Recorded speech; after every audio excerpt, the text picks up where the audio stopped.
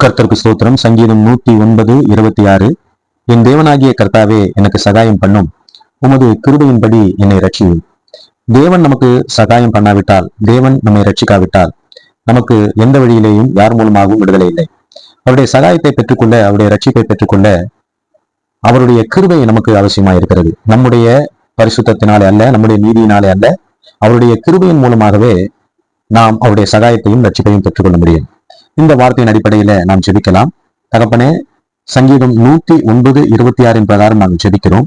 ஆண்டவரே, உம்முடைய கிருபையின் மூலமாக நீர் எங்களை ரட்சிக்கும்படியாக, சகாயம் பண்ணும்படியாக நாங்கள் ஜெபிக்கிறோம்.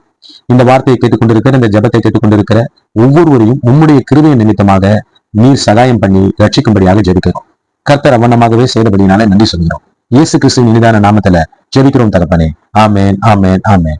God bless you all. கர்த்தர் உங்களை ஆசீர்வதிப்பார்.